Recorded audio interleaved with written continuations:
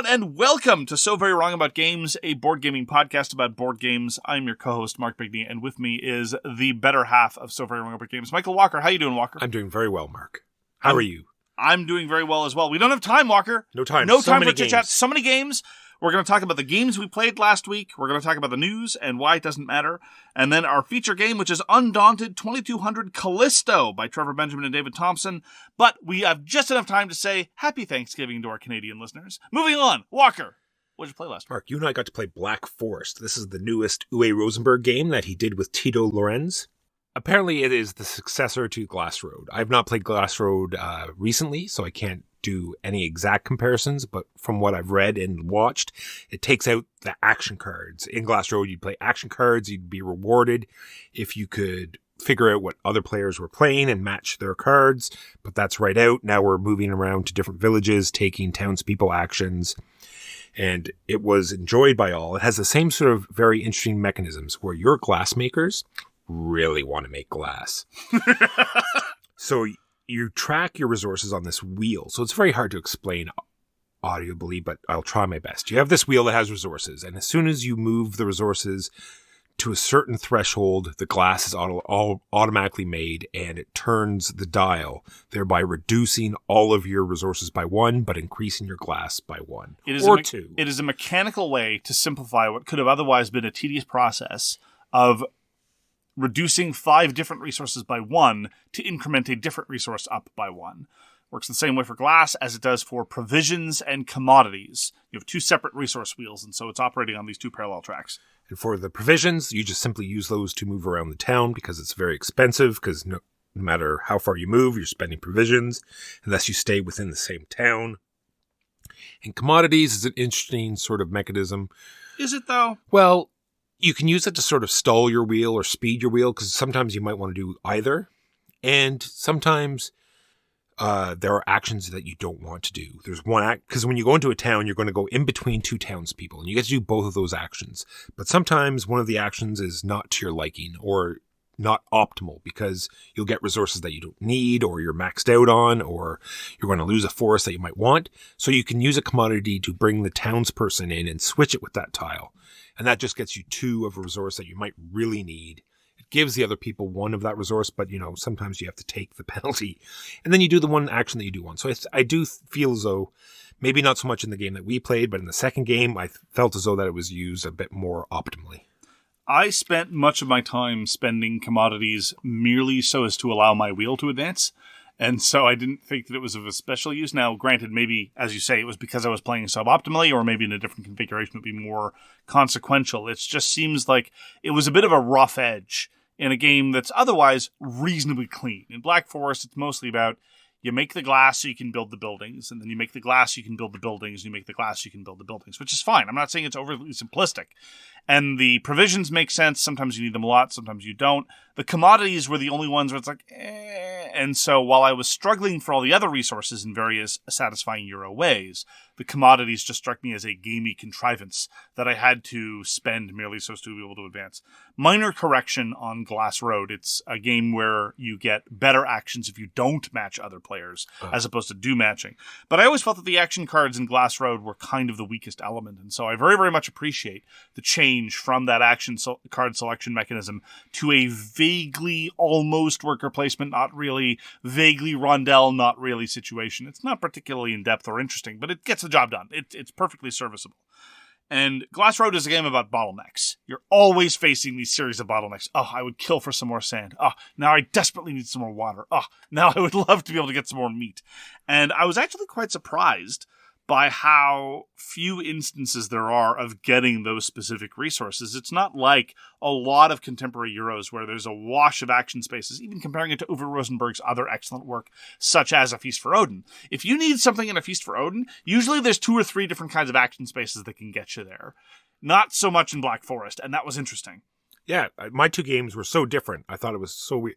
Because, I don't know if you remember in our game, I had so many you have this little glass track. And every time you get to the maximum, you add on a little sideboard, so your little domain keeps getting bigger. Yeah, and your thematic explanation for what that represents was kind of cool. As the glassmakers exploit their local resources and develop the local populace, because people get attracted to the glassmaking economic activity, eventually they run out and they're like, oh, time to leave, and then they leave, so they move on to the next territory, and the cycle keeps on going. I thought it was kind of cute. Yeah, I like it.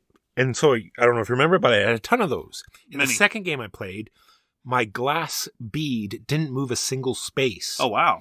So it was this constant fight to try to fit everything on my main board, which was crazy. But it worked out. I didn't come first, but I was, you were in contention. You were reasonably competitive. It was all pretty close in that second game. We streamed it. You can check it out. Well, it's the same sort of territory management that Uwe Rosenberg has been iterating and reiterating on ever since Farmers of the Moor.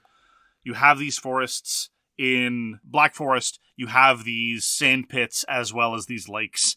And sometimes you want lots of them, but they take up space, and sometimes you remove them for resources, and sometimes you're happy to do that, and sometimes you're populated, etc., etc. And it's a push and pull that he's been fiddling with forever. And this, of course, is perhaps the most accurate and the biggest praise and the biggest criticism one can offer of Black Forest. It is the next Uwe Rosenberg Euro management game. And he just has these set of ideas that he keeps combining and recombining. I was happy to play it. I enjoyed it. Uwe Rosenberg makes very, very good instances of this iteration. But if you told me, is this something to move me off of my settled favorites like Agricola, Hallertau, and Feast for Odin, to me the answer is no. Somehow he manages to avoid feeling too derivative, but it is absolutely derivative. It's hugely derivative of his past works, among them Glass Road, among them half a dozen of his other Euros. The most striking thing about Uwe Rosenberg, though, I just want to introduce as an aside, is that prior to Agricola, he was the guy who did Bargain Hunter and Bonanza. He was the small box card game guy. And now, ever since he published Agricola, he's the medium weight Euro farming guy. It's amazing. I can't think of another career that has had such a radical and sharp demarcation in terms of it's wild. Well, I think it's very much more approachable than an Agricola. But it does fall into the same problem as Caverna does, where you have this 2 boards of 36 buildings that all do something different. They're very nicely broken down into how much they cost and what they're sort of used for, so that at least that part is good, but still lots for the first play to sort of figure out. And, the main board takes up so much space, so a lot of people aren't even going to be able to see half the buildings, so there's this lot of looking around. Issue. There's large buildings as well, but anyway. I do agree with you that the information presentation is pretty good because, as I say, this is a game a lot about bottlenecks. And so you're struggling for that run resource. You find you're really not in a position to do it. So at the time you build the thing, it's like, I don't do anything with sand. Oh, well, how much glass do I have? And what's the best sand building I can get? Let me just look at that row. Oh, that one lets me turn out the things into sand. Let's go for it. And it makes things a lot easier. And the moment you have 1 or 2 resource pressures alleviated, then things accelerate considerably. Not to the point where you don't still feel strapped and starved for various other resources, but it makes a huge difference. Yeah, it works in the opposite way as well. It's like, I'm producing all this water, and I need to spend more water. Yeah. And you look over there, it's like, well, there's the water row. I could spend water to do that. And I love the water space because you get a water for every pool that you have. But that exact same space is spending clay to get another pool. So you always have to decide, do I want to have more capacity to generate water or do I need water now? And I love it. Yeah, so it's very well done. If you're a fan of Uwe Rosenberg's work, it's worth checking out. It is not, however, I think one of his best. And if you are the kind of, what's the word for this? I suppose sane, responsible gamer that thinks that you can make do with, I don't know, maybe 500 games in your collection, an insanely low number. I don't know how anyone survives at that level. Then Black Forest is not going to show you anything you haven't seen before in other Uwe Rosenbergs. That's Black Forest. Let's just cover Bargain Hunter since we brought Let's it up. Let's just go straight on into Bargain Hunter. Straight on through to the other side. Try to run. Try to hide. Played a nice 4-player game of this, and this is a great sort of set collection, I guess, trick-taking. Not really. Well, you're collecting sets of numbers. I guess. Set collection. It's more trick-taking, I suppose you could say. And you look at your hand at the beginning of the game and you pick a number, and this is the number you're trying to collect. So you're trying to win tricks that have that number. And while you're doing this, you're sort of keeping track of the other cards and those tricks that you're winning, because eventually you want to turn into a different number. So you're going to look at your junk pile and say, well, I want a bunch of 7s, so I think I've got as many 3s as I can get. I'm going to switch to 7s now. And when that opportunity comes, you discard 2 of them into the main discard, and the rest of the 7s can now be the top of your pile. And now you're trying to collect 7s. Or 3 with 3 players. Yeah. Whatever number. Managing what is actually junk and what isn't junk is basically, I think, the heart of what's going on in Bargain Hunter. My favorite moment in terms of figuring out what other people are doing in Bargain Hunter is realizing, oh my, they just won like 2 7s in that past trick. And they didn't seem too unhappy about it. Oh, okay.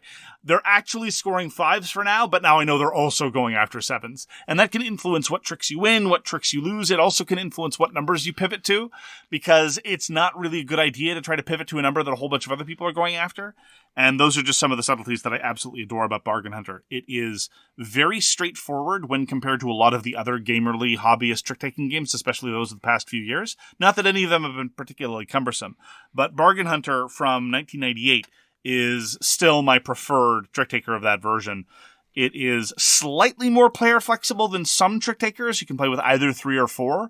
I remember a day when trick taking games, a lot of the traditional ones are definitely like this. You play with 4, or you play with 3, or you play with 5. It's competitive at 4, period. Right, exactly. Bargain Hunter is a little more flexible than that, although I do really appreciate the fact that some other hobbyist trick-taking games, like Marshmallow Test, for example, can actually scale from 3 to 5. Fancy that. Anyway, yes. So, like you said, it's an older game, and an older game that it matters what your throwaway cards are. A lot of trick-taking games like, there's no way I can win this. I just need to get rid of some of these other cards so I have more power. But it matters, right? Because you got to look around and say, well, I can't throw away this 3 because he's trying to collect 3s, and he's winning right now. So I love it. Anyway. No, you're right. That is a dynamic. So often in trick-taking games, you don't care what you're playing, even when you have a choice. But you never are indifferent to what you're tossing away in Bargain Hunter. That's an excellent point. Just so. Bargain Hunter, Uwe Rosenberg. My edition was the Valley Games edition from 1998. I got to try a game called Unreliable Wizard. This is a solo game republished by Salt and Pepper Games. The artist and designer is Kamibayashi. And this is an old-style solo game of a style that I don't really like, in that you have this resource. In the case of Unreliable Wizard, it has kind of the trappings of a fantasy adventure of going to rescue a kingdom from the Demon Lord. And you have a resource which is life points, and everything you do costs you life points. Costs you life points to move, costs you life points when you get attacked, costs you life points to play cards. And at that point, I just feel like I'm managing an accountant. I'm just managing this pool of resources. I don't feel like I'm doing a fantasy adventure. I don't think I feel like I'm doing anything clever. The key gameplay conceit of Unreliable Wizard is you have these spells that you can cast that are basically the combination of abstract geometric shapes. And as you defeat monsters, you get more and more shapes available. So instead of just a basic spell, which is just the top shape, you can acquire the bottom side, and the bottom side by itself does nothing, but the bottom side in conjunction with the top side is a much better version of the spell. And then you can get the middle version, and if you can do all 3, that's the best version of the spell. And so you're trying to create situations where you're going to maximize the odds of doing this. I wasn't quite able to internalize the probabilities behind Unreliable Wizard. I couldn't tell if there was something interesting there or not. Probably because it's kind of unreliable. Thanks, Walker. But ultimately, if you don't draw the top, you're never going to get anything, so you necessarily include the top, and then you only include the bottom if you're willing to take the risk, and you only include the middle if you're willing to accept a tremendous amount of risk. I don't know. I don't know if that's clever or just beyond my depth, but ultimately, I didn't really enjoy the prospect of this constant grinding attrition of getting from place to place. I felt like, as I said, I was more just managing the economics of my life points rather than actually engaging in anything past that. And so it was okay, I guess. I'm not particularly tempted to go back. As far as solo designs go, there are things that I would rather do. And as far as combat-y stuff, it never really felt like anything of that. And on top of that, it had a combat element that I very, very much don't like, in that the key trick that enemies exploit as you go up and up in level is their armor just gets higher and higher and higher and higher. And so you just feel like you're in a position where you have to overcome these incredibly high damage resistance ratings, and that's just a personal preference. I don't find that particularly enjoyable. I think it has to be finely balanced in order to do that. We played another game this week that I think does it much, much better. That's what we call a segue.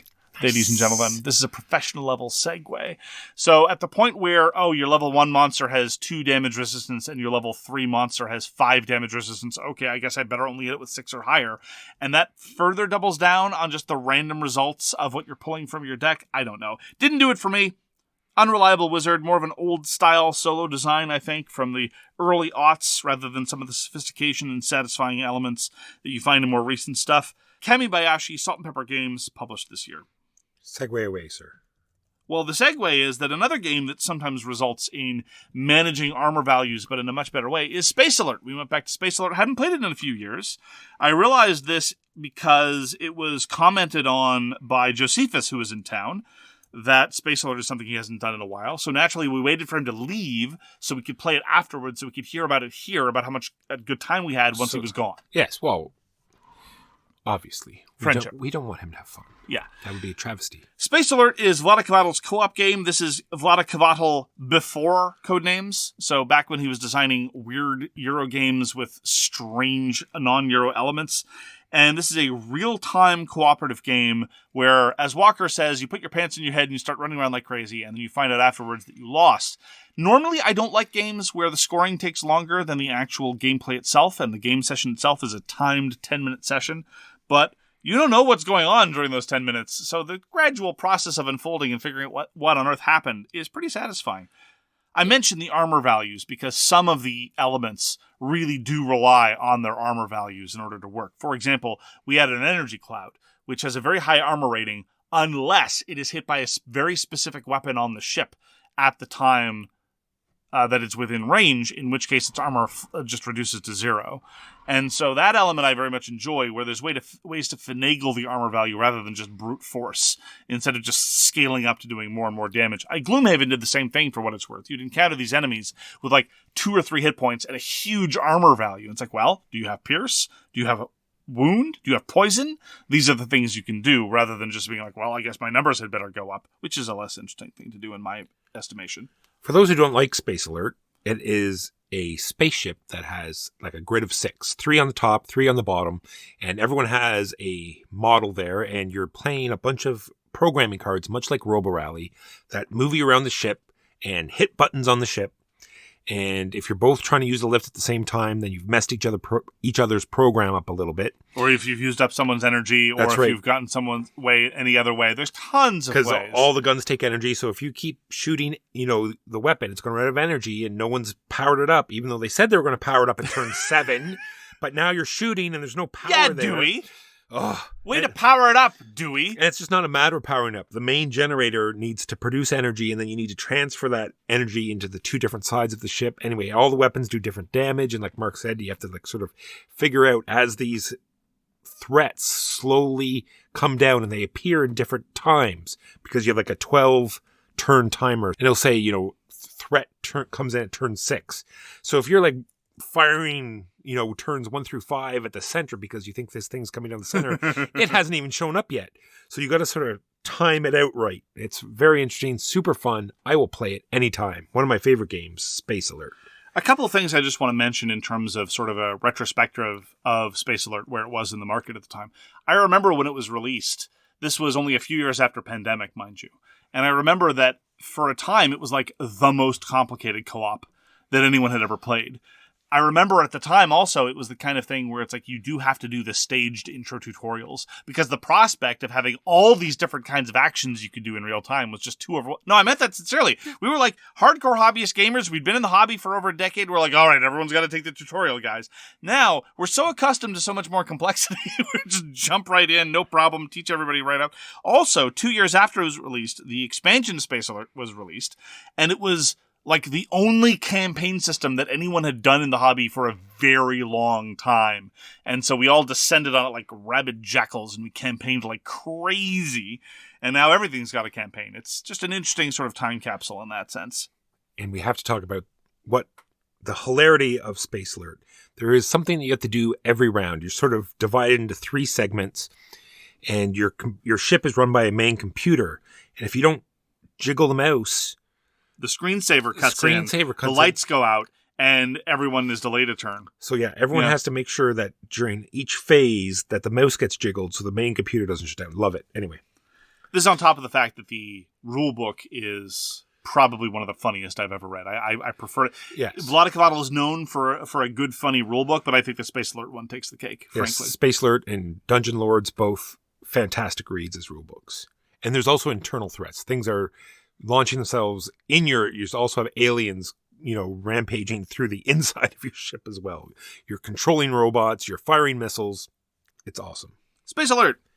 We also got Wabash Cannonball back to the table. This is a cube rails game, and you're buying stocks, and you're developing your railroads. You're trying to get to, we thought it was Detroit at first, but it turned out it was Chicago. And in the game we played before this one, we never even got to Chicago. This time there was multiple tracks that got to Chicago. 2 railroads, yeah. So it played much differently. Very interesting. You're sort of manipulating the market.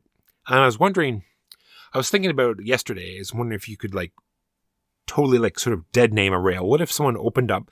Then I realized that there's a minimum bid, but it would still really hurt that railroad if someone opened up minimum bid and then no one else bid on it. And then they only get $5 into the coffer. And so they won't be able to advance their tracks much because they only have the $5 to work with. And if every time that railroad came up, no one bid except for the first person, then you could sort of hinder that railroad, I think. It's possible. There are, in some ways, it's a good problem to have. Say blue opens up and nobody bids up blue, and blue never goes anywhere. Well, that's $5 a round. The owner's just going to pocket, and they're never going to have to bother to do anything with their actions to protect their investment in blue or worry about it. The bigger problem, actually, is when a railroad has multiple outstanding shares and is undercapitalized. If a bunch of shares get purchased, typically 2 or 3 by different players, and there's not enough money in the coffers, that's when a railroad ends up being a real stinker, because your share is not going to be giving you $5, $6, $7 a round. It's going to be giving you $2 or $3 a round, and it can't go anywhere. That's when it's dead. Truly dead. And that's where you end up in situations, particularly when the Wabash opens. The Wabash Cannonball is a railroad that will only open if somebody hits Chicago. And that's why people start calculating very carefully how much money to put into the coffers. Because it typically opens up on the last round or the penultimate round. And you might figure, underbid it. It's not, there's got to be enough cash for it to do something. So if you're going to bid, there are certain bids that are just flatly wrong. $1 is always fine because it's going to pay out $1. $5 for the Wabash Cannonball? Bad bid. Just not a good idea, flatly. At that point, you need to bid it up higher so it can hit Chicago. It's a whole thing. And as you say, the economy develops. For me, it's less the board position, more the economy that I find interesting in terms of Wabash Cannonball. Yes, they're both very variable. In this case, I bought 2 shares of stock only. I bought them only on the first round, never bought anything else, and I did quite well, which was great. Because sometimes you need a diversified portfolio. This time, no, just had 2 red shares. Somebody else had the 3rd share. That was the aforementioned Josephus. Rather than looking at me and saying, you know what, the 2 of us, we can make something worthwhile. We can build something of value. He said, I'm just going to run this railroad straight off a cliff. And he did. And it wasn't great. And it still didn't affect you. No, it affected me very much. I would have... See, the thing is, it's an interesting question, both in terms of the board state and in terms of player preference, right? If somebody else has the majority shareholder of a railroad, red is easiest because it has the fewest number of outstanding shares. So this situation, this sort of equilibrium kicks in earlier and more often. But if somebody else is in a settled position, it's a maximally capitalized railroad, and somebody else has more, you want the railroad to do well unless you think you're headed for second and or you think the other person's headed for first. In other cases, you're more than happy for it to profit somebody else more because the 2 of you are gaining on everybody else. But Josephus looked at the board and said, I think Mark's going to win, or I think Mark is going to do better than me. I don't want red to do well. I'm going to focus on the other railroads and hope that they propel me to first place. In other contexts, it makes perfect sense to cooperate and have something hit Chicago. I think that in the groups that I play, this is probably because of how cutthroat everyone is, they seldom look at the board and say, I think we can benefit in cooperation. Normally it's like, no, tank it. But it was just, I can't remember the last time someone was able to remain competitive in Wabash Cannonball without buying more than 2 shares and more than 2 shares at the start of the game. It was a little strange. I think that's what makes Wabash so great. There's so many mechanisms that are really good. Like you said, each of the railroads has a different number of shares, so that's really going to change up the game. And the action selection, I think, is fantastic. There's only 3 actions you can do when it's your turn, but there's a limited number of those actions per round. And once they're used up, then you don't get to do that action anymore. You have to do one of the other actions, but they're all so important that you're just not sure what to do. Should I do this now in case, everybody else chooses that and we can't do it anymore?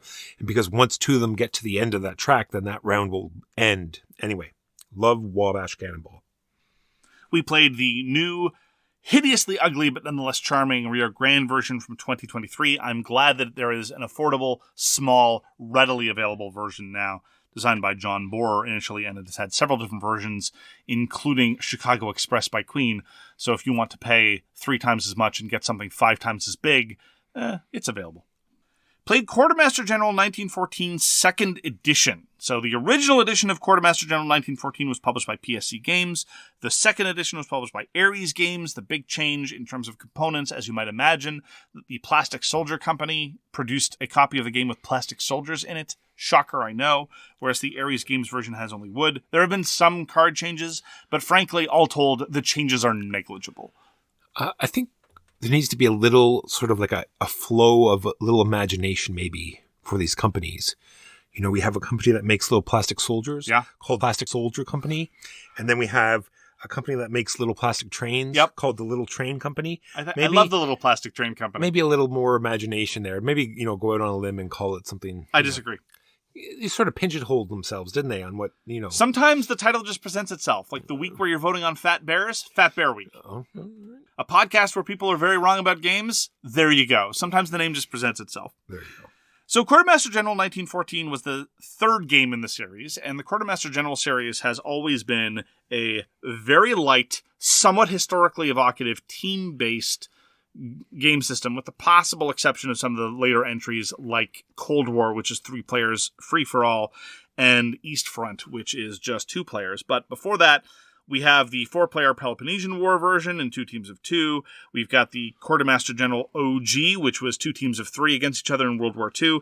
The World War I version, though, I think is fascinating for a number of reasons. One of them is that the teams are asymmetric. You have the Central Powers, which consist of 2 players, one of them the Austro-Hungarians and the Ottomans, and the other player being the Germans, against a team of 3 players. And most games that I've tried that try to do that asymmetric team thing fall apart.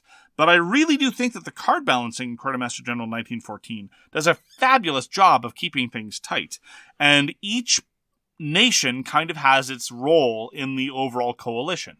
Now, this can change from game to game. The way the setups alter and the way different player choices can lead to different map compositions can indeed encourage various players to do various things and to emphasize different actions. But nonetheless, it is nice to have a team-based game where you really feel like the team's roles are somewhat delineated, even though at times you're going to need everyone to pull their own weight in various ways. This was a bit of a nail-biter. We went to the last round, and it was a tie. We had to resort to the tiebreaker, because in the middle game, the Germans occupied Paris, but then they ran out of steam hardcore. The supply issues in Quartermaster General games are huge, and you will run out of cards if people start targeting you. And Germany was very much targeted by economic warfare cards, and consequently they were driven out of Paris. The Entente Cordiale retook Paris, and they retook Picardy. It was a whole thing. Germany was very much in decline by the end. And the Russians didn't even exit the war. There are so many lovely little historical elements in the Quartermaster General games. One of them is that in the Quartermaster General 1914, the Russians can literally exit the war. They remove most of their pieces from outside Russia, scoring a whole bunch of points in the process. And they just say, nah, we're done. No more. It's so well done. It is my favorite of the series. It's really hard to get to the table. I've been wanting to try the second edition for a long time. I was, I guess, somewhat disappointed and pleased that barely anything had changed. So if you've got your first edition of Quartermaster General 1914, hold on to it. If you want to get the game, it is now back in print. And I am a huge fan of the way that it is light, but nonetheless historically evocative. That is Quartermaster General 1914, designed by Ian Brody, published both by PSC and later by Ares Games, this edition from 2022. I got to have Lunar Rush back to the table. This is designed by Stephen Skippy Brown and put out by Dead Alive Games. Now, I love Lunar Rush because I'm going to compare it to Undaunted here, because at the beginning of the round, you have to bid for initiative, much like you do in Undaunted. And you need to win because you're shipping goods up to the moon. And depending on where you go, you're going to get either a fast ship, a medium ship, or a slow ship. you're going to get the goods this round, in 2 rounds, or in 3 rounds. But 3 rounds, you get 9, medium, you get 3, and if you want this turn, you're only going to get 1 good. It's like sort of carrying capacity. But you're bidding victory points. So it's this very odd system where you're deciding how many victory points am I going to pay in order to, get the ship I want. And it gets even more and more expensive as the turns go by. The interesting part is that all the goods that you load onto these ships are free. So you just load the ships up to capacity with whatever goods you want. And workers, because once you get to the next phase, it's sort of a worker placement, work your engine thing. So you start with 3 up on the moon and you have to get more up there. But you got to make sure there's places for them to live and air for them to breathe. And then you start working these engines. The reason we got it back to the table is that it's going to be coming out with an expansion early next year where everyone has asymmetric powers.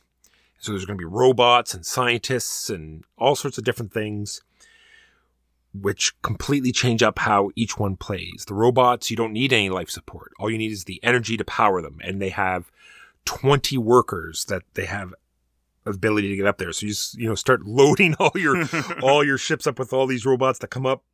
You need to power them. But anyway, love Lunar Rush because you get to upgrade all your buildings. I love that sort of thing. How you get to, manipulate your tableau and start upgrading buildings so they produce more stuff faster. And then not only are you bidding to get the ships to bring stuff up, you also need to bring the stuff back down to Earth because that's how you're scoring your victory points. And it's the same sort of system. Slow ships you get to load a lot on, but they're not going to get there for 3 turns. Quick ships go fast. And then there's the order because it's a fluctuating market like any other games. The more you sell, the cheaper you'll get. But although there are different sheets you can use for different games and they change how the market works. But that being said, they all usually roughly work the same sort of way. Love Lunar Rush. So glad I got to play it again. Looking forward to this expansion.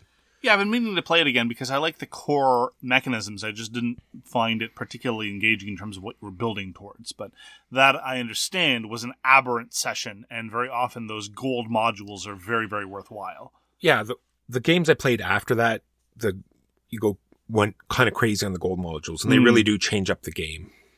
You have like one opportunity at the beginning. After your ships move up, you have one opportunity to buy one of these like super special gold things. They even have some cooperative ones where the person that builds it gets something automatically. And that sort of set the tone of my game. There was one that gives you 5 life support automatically at the beginning of every round. And because you're the robots, that just turns into energy. So sort of my energy was sort of being taken care of, but everyone else can actually use that building. Oh, cool. Yeah, it was kind of neat. This was played on TTS, but yes, we were sent a review copy of Lunar Rush. Played a game called Cross Clues. This is one more cooperative word-based game. This was designed by Grégory Grard, published by Blue Orange Games in 2020. The way that it works is there's a grid of 25, 5 rows, 5 columns. Each row and column has a word attached to it. And so every node in the 25-point grid is the intersection of 2 words. For example, one that caused considerable consternation was fire and cat. And what you do is in real time, you're pulling these intersections. You're pulling a specific combination of these 2 words that is randomized from game to game. And you have to come up with a 1-word clue that will get people to guess it. So far, it is resembling superficially in a number of ways just one, in that it's a 1-word clue. You're trying to make associations. It's cooperative. I wasn't a huge fan of Cross Clues because I really felt that it was leaning into some of the less interesting parts of, say, some of those latter rounds of code names, for example. You've got these 2 words that really aren't connected to each other at all. You have to come up with a clue somehow that links them, and you're racking your brain for these 2 random things to be associated somehow, and you're just doing that part over and over and over again. You're not trying to make any sort of social inferences like you are in Just One. You're not trying to make any trying to make any conceptual linkages like you might do in some of the earlier rounds of Codenames where it's like, okay, I've got this list of 9 words. Can I really think of a good way to combine 3 or even 4, maybe even 5 of them together? Those are the parts that I find more interesting in those games. Cross Clues, you're just getting 2 random words together, trying to link them with a third as a clue over and over again. And so I felt like there was less variety. It felt repetitious, even at the early bits. And I didn't find coming up with the clues to be particularly interesting. And people were just stumped a lot of the time, frankly. And so I'd much rather play something like Just One or Codenames, frankly. When it comes to these word-based co-op games, you're spoiled for choice lately.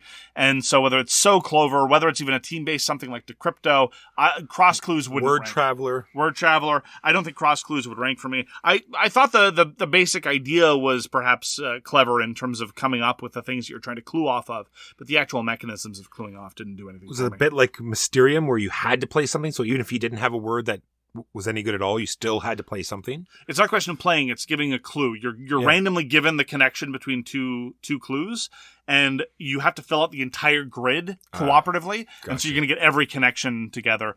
Now, I mean, later, the only interesting part of Cross Clues that it added was you eventually get to the process of elimination, right? You see the clues that have been successfully done. A clue comes up and says, well, my normal inclination would be to link shovel and camping, but in this context, we already see that node has been connected, so I guess we'll have to find a different combination. That part wasn't bad, but as I say, there are a whole bunch of other games that I'd rather play over Cross Clues. Tried Avatar The Last Airbender Aang's Destiny. So this is the redevelopment of the co-op deck-building game that was originally themed about Harry Potter. I'm not really into Harry Potter. I was never into Harry Potter, and now I'm even less into Harry Potter for reasons perhaps obvious to those in the know. And it was always regarded as way too easy. I remember the common wisdom about the Harry Potter deck-building game was, Hogwarts Battles, was that when you got to the later scenarios, with the expansion, it became vaguely challenging. It's like, okay, that sounds like way too much build-up. But then when it was rethemed and slightly redeveloped around Avatar The Last Airbender, I thought, this is something that Walker would be interested in. I asked him, Walker, do you want to try this game? He's like, I'll try it, maybe. And then he tried it and was super into it. Maybe a little exaggeration. That is exactly what happened. You got caught. You played up like Appa for the game. You started shedding everywhere. I don't know how that worked. I said, we're playing again right now. You guys said no. Yeah. I said, then get the F out. Yeah, that's more or less what happened. There's no solo mode, but I played, five-handed myself. There is a solo mode. Oh, okay, sorry. So I played solo myself for the next. If you're going to do a bit, make sure it's accurate, Walker. We don't want our bits to mislead people. Yeah, sorry. So what did you think of The Last Airbender? I thought it was great. And I like the fact it sort of brings you through the episode as well. I'm sure that's what Hogwarts did as well, brought you through the movie. But not really, actually. One of the complaints is, one of the redevelopments of the Last Airbender version is you do actually have new enemy decks to represent the fact that you're not fighting the same people the entire series long. Gotcha. Well, this first one sort of brought you through the first episode anyway. Yeah. And it looked as though, it was slowly going to introduce more, states, more elements, and it sort of did the water one first, and then so that, well, obviously they're going to do earth and other ones later. Well, they introduced other characters that show up later, and so because there are two different kinds of cards, there are the normal cards that anyone can buy and use, and then there are the bending cards which anyone can buy, but non-benders use them much less well. And at the start of the game, you only have wind and water bending cards because you only have two benders, and those are the only things that they know how to bend. But later on, you're going to get earth and fire bending cards and earth and fire benders, and so it will gradually expand in that way. It's a 7 different boxes. It's a 7 scenario game, and that's how it works. And I like how everyone's deck is different. Everyone plays a different character, and the cards work a different way for them, and their starting decks are different. You can actually play Appa, and he has like all sorts of, group helping abilities and travel abilities, so I like how they're themed towards the actual character. Sokka can't use any of the bending parts of the cards. You can only use the melee parts. Anyway, I enjoyed it. I am looking forward to playing again. It did seem very easy. It did, yes. I think it was very accurately described by Josephus as Baby's first deck builder. And that's reasonably accurate, especially as far as co-op goes. I mean, the co-op elements were pretty straightforward. An enemy shows up, it does something to you, you have to do damage to it to progress to the next enemy. So not a whole lot of triage. You generate the resources and they go to an obvious place. All that having been said, number one, I find mediocre deck builders to be generally perfectly engaging. I'm very happy to play them, even if there's not really a reason to go back to them or recommend them. I just find something about the structure to be very satisfying. And also, I think it did a reasonably good job of being thematically evocative and narratively evocative of the early episodes of Avatar The Last Airbender. Now, whether this is going to persist into future boxes, whether they are going to feel more like later parts of the show, I don't know. And just as a note, for those of you that are interested in us rambling incoherently about Avatar The Last Airbender, we have 3 episodes of Masterpiece Theater talking about the 3 seasons of Avatar The Last Airbender. We also have 4 episodes of us talking about The Legend of Korra, which consists of 1 episode of us talking great things about Korra, and then 3 episodes about my ranting with a fiery rage about how they completely ruined any prospects or promise that the show had. Ruined! Yeah. I just want to stress, though, just for the record, I'm not angry about the very, very, very, very end of Korra the way some retrogrades are. That part's fine. I don't mind. It's the other bits. And I don't think the setup's overly egregious for what you get out of it. Like, it's not this huge setup for a cooperative sort of campaign-y type thing. It's reasonably straightforward. Yeah. It's in the boxes. You open up the box. Here's your stuff. Go to town. Yeah. Avatar: The Last Airbender, Aang's Destiny, designed by Patrick Marino, published by the OP Games. Those are the games we played last week. Now we take a quick break to pay some bills. And we're back with the news and why it does not matter. Mark, come with me on another journey. Another No. Yes, another post-apocalyptic journey. Last time you made me sign a waiver and it was terrible. There was tornadoes and vehicles. I don't want this journey. But now there's another really cool. Do you know of Howl's Moving Castle? I am familiar with Howl's Moving Castle. Yes, I have not read the book, but I have seen the movie. Let's pretend there's a giant city-sized type moving mech. Okay. Now it is just mech. You say? Let's say mech. Why not? Oh, no, okay. I feel like I'm being lied to now. It's a quadruped. Well, wait, do they you not? You can have a quadrupedal mech. I was about to say they're okay. We'll call it a mech then. So you'll be interested. All right. Does it transform? No. Oh, wow. All right.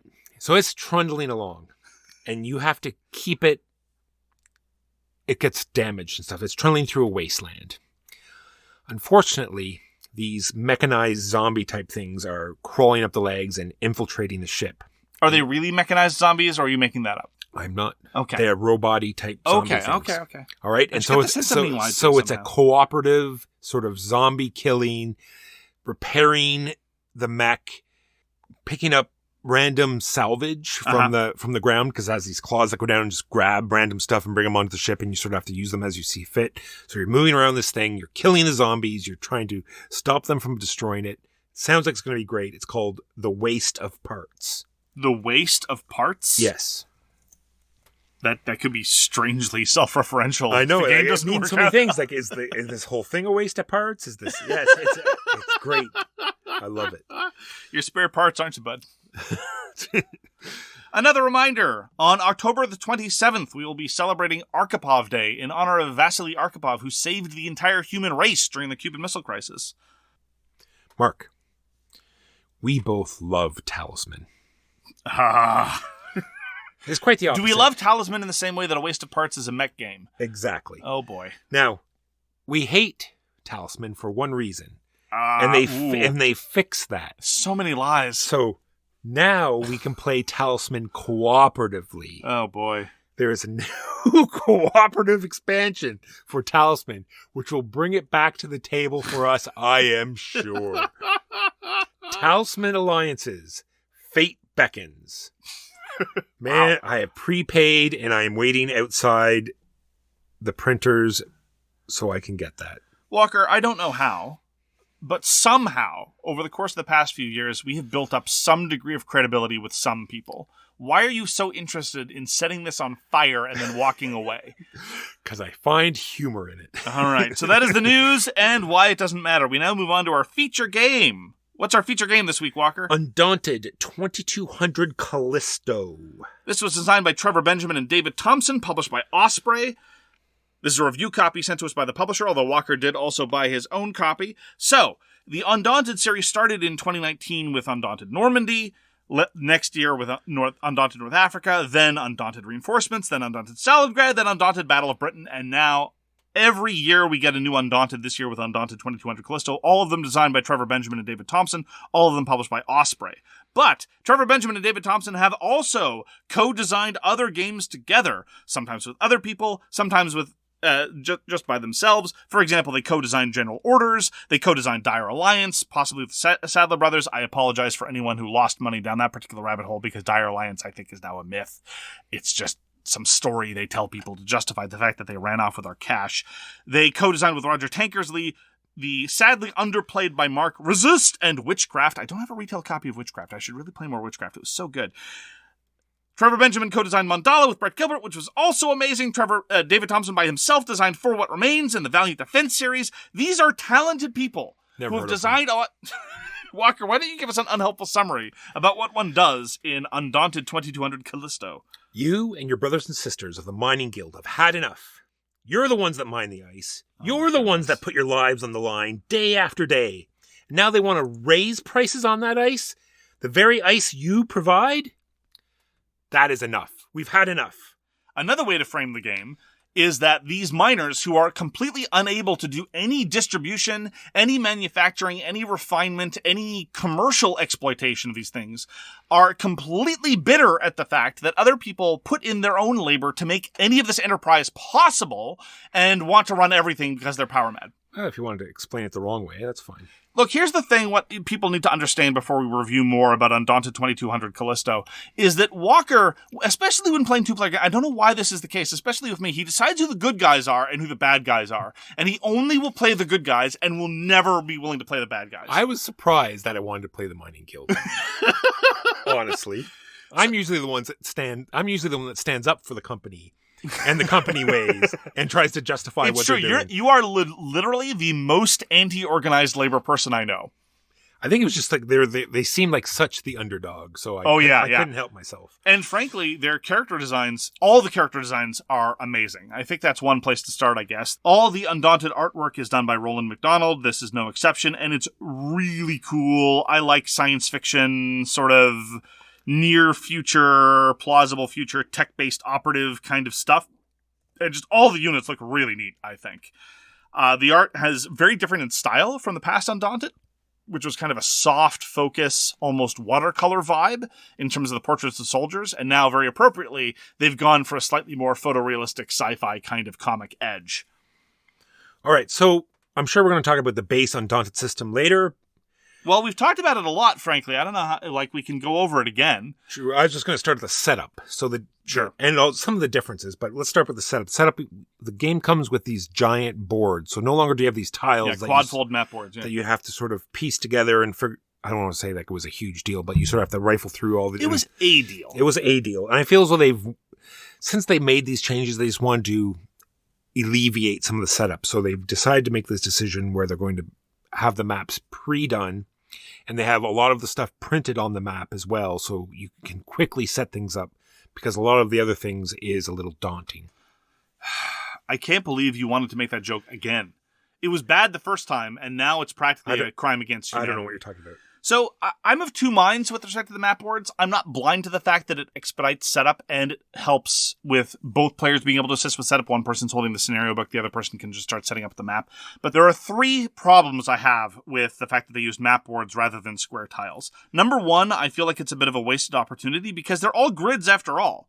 It's all just another way to do a grid, and so the square tiles and the maps get you to the same place. They didn't really exploit what they could have done making narrow passageways or choke points or weird hexagonal arrangements or something else. It's all just an offset square grid, which I suppose is very much like a hexagonal arrangement. If you look at it, it looks like it's different, but they just sort of rounded off the edges. So it looks like it's sort of a mishmash of things, but it all works out the same as the original Undaunted. The 8th scenario kind of gets you closer, but that actually leads me to my second objection. It increases the production costs and the weight of the game considerably. There are only 8 scenarios in Undaunted 2200. They can't release more through web scenarios or promo scenarios because every scenario has to be tied to a map. I guess they could reuse a map, but then that kind of defeats the object in the first place. And the third objection that I have to the maps is that there are misprints. Yes. Fortunately, the scenario books are correct. That is the good Unfortunately, what they've printed on the maps themselves is wrong. So there are two misprints. 2 of the maps are wrong, and some of the tokens are a little bit wonky on how they did it, because they have ones that say, mechs vehicles can't move here, and there's a symbol in the rule book and on the maps that show that. On the tokens, unfortunately, it's a different symbol. Yeah.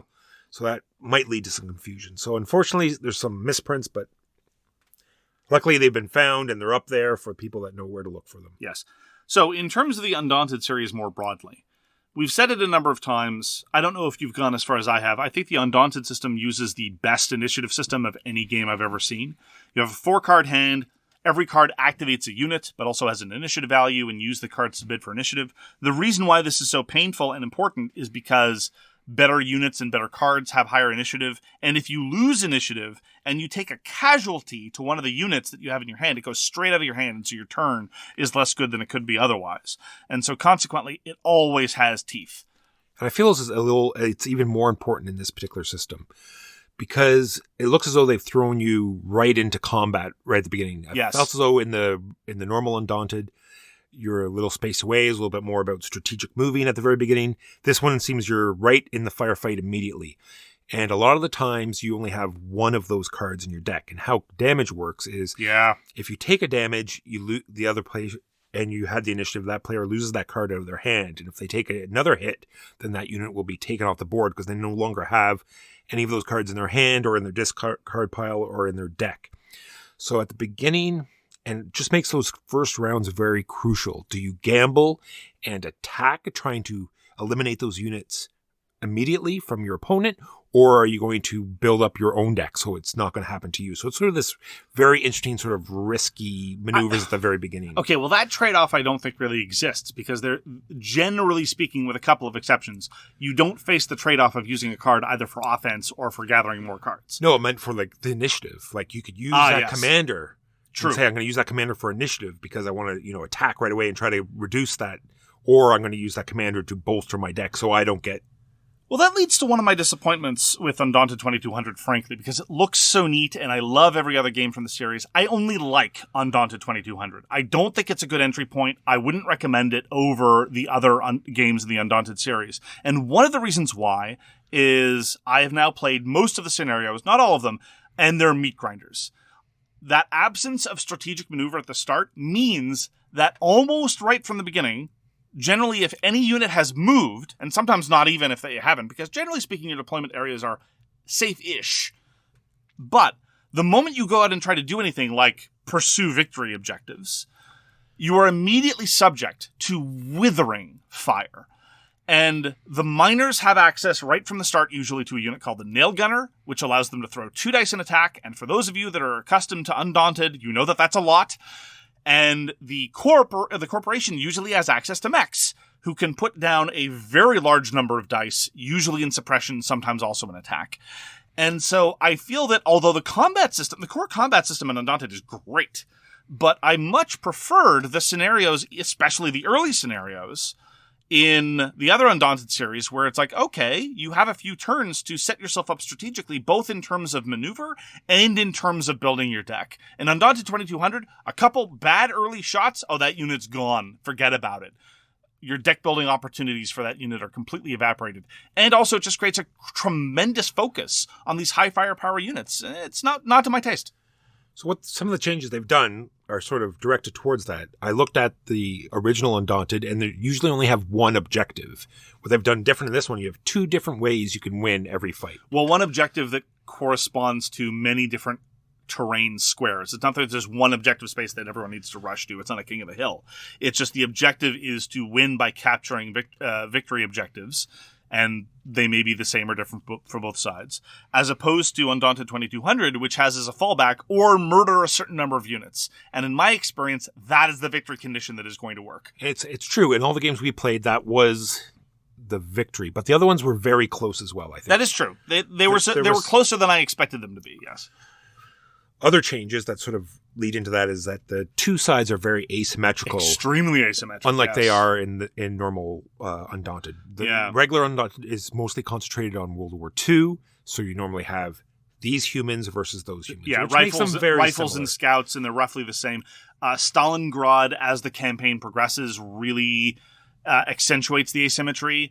North Africa starts out very asymmetric because it's the long-range desert group against Italian regulars. But yes, by and large, the earlier Undaunteds have been much more symmetrical. Which is good and bad. Good because you know exactly what your opponent has. You know what its units can do. You know which units you need to concentrate on, because only some units can take control, which is how you get objective points. So you know you need to that unit just moved into objective. I need to focus on it because I know that unit can control. Not so clear in Callisto. Yes, in Undaunted Callisto, for example, some of the minor units are Rippers, some of them are Blasters. Which of these 2 are the ones that take command of objectives? Well, it's the Rippers, of course, because they rip open the. I don't get it. I after several games in a row of Undaunted, I was still trying to wrap my head around which unit did what. Yeah, there's 2 units that do control on the weapon side. There is true. But blasters don't, but Rippers do. And Rippers are sort of the base frontline infantry. And the fact that they're called Rippers is a little counterintuitive. And then there are the mechs. All the mechs do very different things. Some of the mechs can scout, some of them can't, some of them do direct fire, some of them won't, unless they're at a very, very short range. And so just navigating all these different possibilities, even as the user, whether you have experience with Undaunted or not, this may be one of those cases where you're probably better off if you don't have experience with the previous Undaunted games, because you're trying to find analogs. Sometimes there is a close analog. Corpsec are riflemen. That's all there is to it. Very straightforward. Rippers are not. They're slightly different. And then on top of that, there are all these other weird infantry types that don't have analogs to the other Undaunted games. And mostly what I missed was the certainty of knowing what my opponent can do with any given card. I was constantly looking over at the card supplies of my opponent just to see what their units could do at any given time. So this also leads into the fact that in normal Undaunted, the only things that usually changed would be the terrain and where the objectives were and what you had to do. In this one, there's a lot of little extra rules. So like in normal Undaunted, I'm sure we can just set up the map and not have to refer to the rulebook again, because the units do what they do and you're good to go. In Callisto, there are like buildings and there's pit traps and there's doors and there's different elevations. So there's different things that you might need to like brush up on every time you pull it out. I liked the elevation. So the elevation is the one big core rules change to Undaunted Callisto that felt as clean, as approachable, as memorable, and really consequential as some of the other design decisions in past Undaunted games. If you are firing up elevation, you use D8s. If you're firing at equivalent elevation, you use D10s. If you're firing down elevation, you use D12s. No extra line of sight rules. No special rules about how to move up and down elevations. There are some other contexts where that matters, but that's not due to the core elevation rules. And it does provide a great bit of risk reward. If you spend the time exposing yourself to that withering degree of fire, you have a reason to gain ground, and then you're going to benefit from it for the rest of the scenario unless you're dislodged. And on top of that, this, again, relates to some of the asymmetry that I find difficult to remember, but at least it led to some good, interesting gameplay decisions. There are some short-range mechs that have weapons that force units to move, so you can shunt them off of the high ground and do things of that nature. I really liked the elevation system, and I think it's the kind of thing that I wish could be backported to previous Undaunteds. There's a reason why they won't, though, and that's because the previous Undaunteds only come with D10s. They don't come with D8s or D12s. Yeah, on that note, this is the first one where 10s aren't automatic hits. Yes, and that's the other also Undaunted things, if you rolled a 10, it would have been an automatic hit because you only rolled D10s. Even in this one, 8s and 12s don't mean automatic hits anymore either. And the other note, like you said, Pulse is another new ability that lets you push units around. What makes it extra nasty is the fact that not only does it push, but it also does damage. Yes. Whereas, suppression is only suppression and it doesn't damage. This pushes and does damage. Absolutely. Which is nasty. Doors, like I've already talked about, there's these, it's an interesting sort of mechanism where there's a sort of a console that you have to be at to do an action, and it will open some doors, and they will stay open for the rest of the game. You can't close them again. You cannot shoot through doorways, and most of the time, I haven't seen all of the maps or studied all of the maps, but most of the time, mechs and vehicles can't enter through doors because usually it's like an inside part of a building. Yeah, because mechs don't use their inside voice. They do not. It's true. There's also bridges, which are kind of interesting because you have no line of sight for things that are underneath the bridges. And usually they're very rickety, so mechs usually can't cross them as well. I thought they were kind of interesting. There's also a new ability called Pathfinder, which is a different way to scout where you don't actually move, but it sort of scouts out the area in front of you.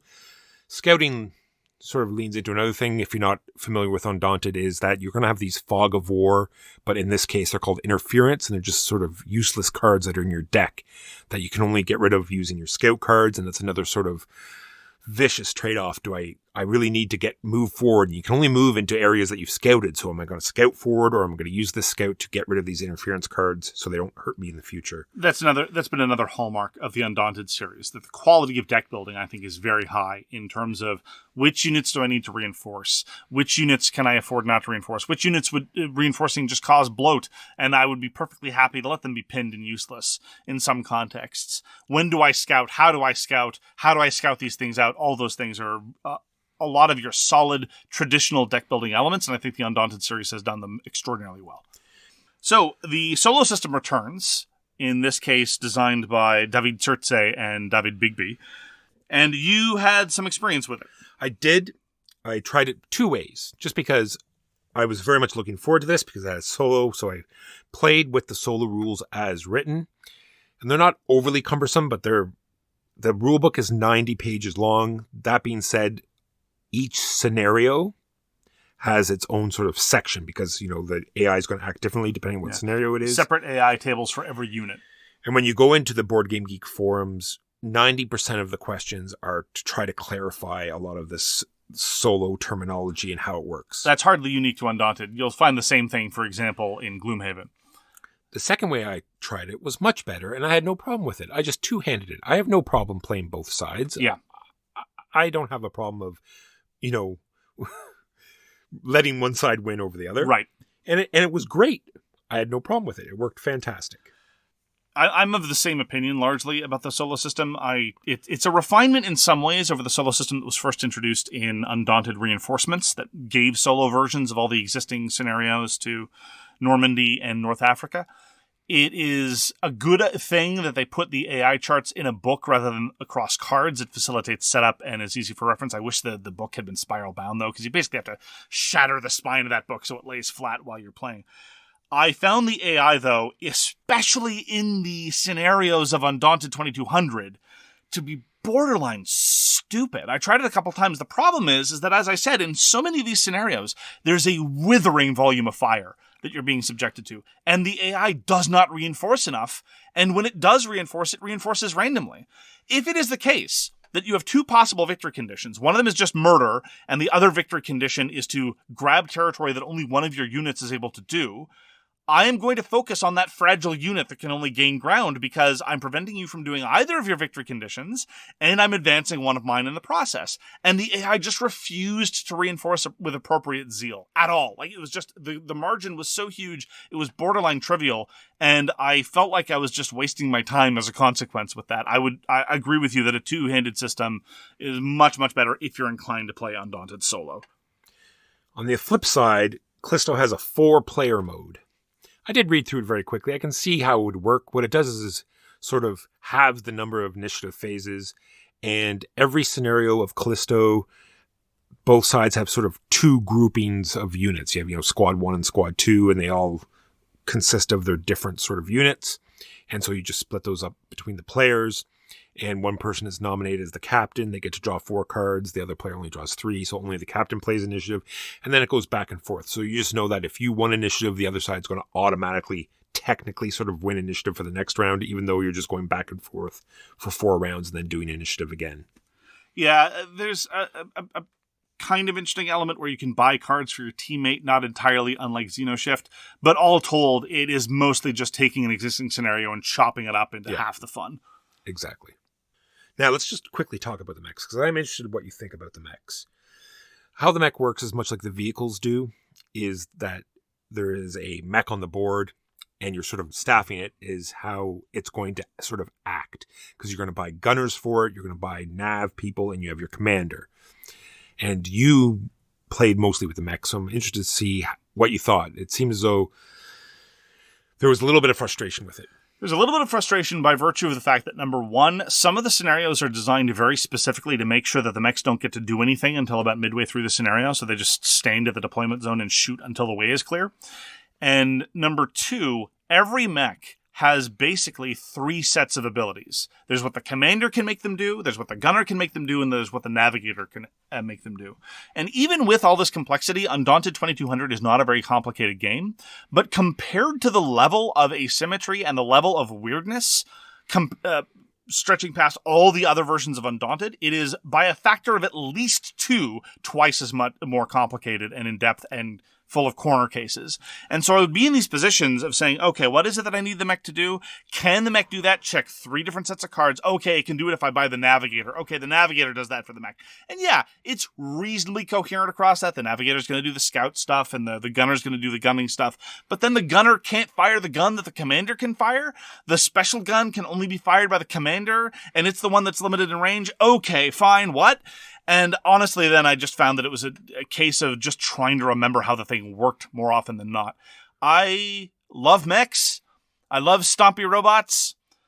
I don't think that Undaunted 2200 did a particularly good job with them. Yeah, because you're still limited to your 3 cards that you're going to play. And so did you get the actual mech cards that you want? And all of the mech cards are almost, 2 or 3 initiatives. So even if you got a mech card that you didn't need at this particular point, then it's not going to be a great initiative card for you either. Yes. And so sometimes you're bloating your deck with cards that you don't need, and you can get rid of them eventually, but you've wasted time on them now, and it's very circumstantial. And there's this odd, thematically coherent and possibly balanced, but nonetheless personally unsatisfying, this is very much a personal preference thing, where the mechs are either invincible or super fragile.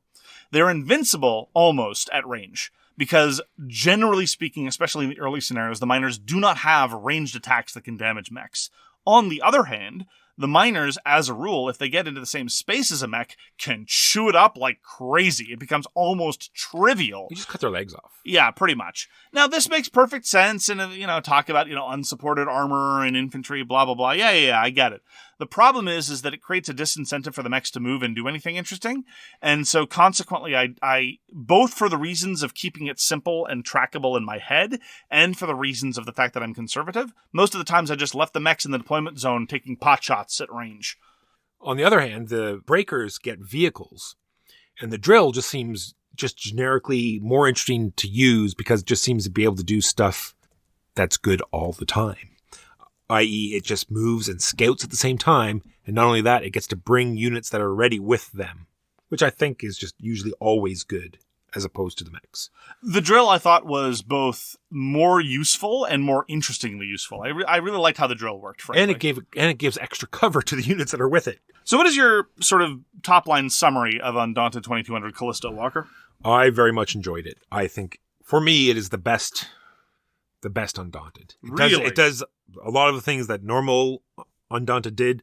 Every card you have has a name, so every member in that squad has a certain name. That's been true since the beginning. It has. I'm just saying it's the same. I get that out of it, where you're invested in your side. They all have different powers, and I like how the setup is a little faster. Yes, overall, I just enjoy the setting as well too. Science fiction, mechs, buildings, dystopian. I like science fiction. I like this science fiction setting.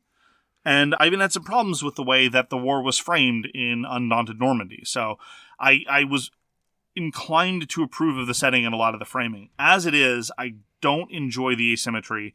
I don't enjoy many, if not most, of the gameplay changes.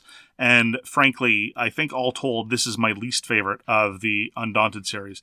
I don't know if it's a good starting point. Like, what would you say? No, I was thinking about this earlier today, and just because of those extra things, like the height and the doors and the bridges and all this extra stuff that you're tacking on, plus the fact that all the units are different, so it'd be very hard for sort of helping the other person out, type thing. I don't think it's a good entry point for Undaunted. I think, sadly, because it's the most expensive product, I think the best entry point is probably Stalingrad, because it introduces the asymmetry and it introduces the new elements in a very organic and satisfying campaign-driven way. Undaunted Normandy is also a great starting point, but it is comparatively less textured in terms of unit differentiation. But the balance of unit differentiation and the pace at which it's introduced, I think, is borderline perfect in Stalingrad. And then North Africa is, I think, sort of the weird one out because it deals with vehicles in a very different way. In an interesting way, but it's also just very strange. And Battle of Britain is just very different in terms of how it plays and feels, while nonetheless using the same card system. So I agree. Stalingrad is the way to go because not only, like you said, does it introduce things slowly so you understand it, it just leaves the door open to go as far as you want. It's true. That's a good point. Well put. So, all told, for me, I enjoy Undaunted 2200, but I don't think it is one of the stronger games in the system, despite the fact that it is a system that overall I continue to absolutely adore. And it still hits all those deck-building gameplay design notes that have been so well executed and internalized throughout the series. I will be keeping my copy. That is Undaunted Callisto 2200 by David Thompson and Trevor Benjamin. Well, that's going to do it for this week. Thank you so much for joining us for So Very Wrong About Games. Please take care of yourself, take care of your hobby, and as always, thank your rules explainer. Happy Fat Bear Week, everybody. Peace!